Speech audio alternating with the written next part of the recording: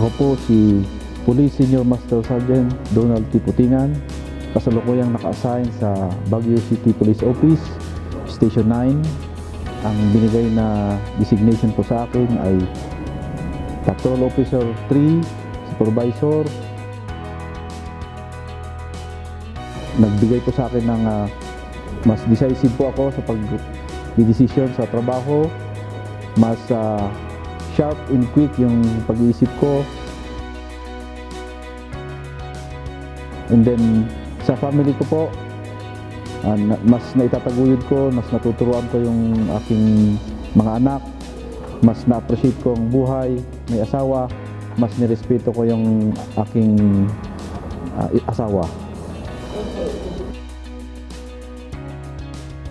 Sa internal cleansing program, nagbigay po sa akin ng kalakasan, nagbigay po sa akin ng pag-asa, nagbigay po sa akin ng linaw no, paano itaguyod ang serbisyo na gawin lang po ang tama at kung ano po yung makatotohanan.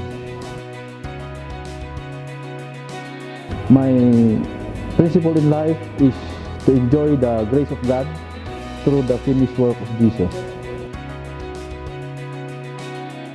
Sa aming mga magigiting at pinakamamahal na life coaches, huwag po kayo magsasawa na tulungan ng PNP organization para sa ikabubuti ng organisasyon at sa buong bansa.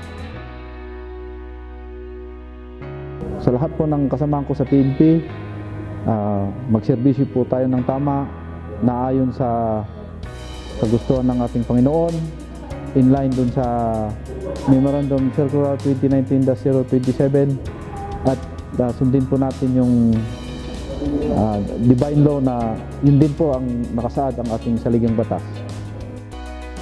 Ako po si Police Senior Master Sergeant Donald T. Putingan, naka-assign po sa Baguio City Police Office, Station 9, designated as Patrol Officer 3, Squad PNCO. I am my brother's keeper.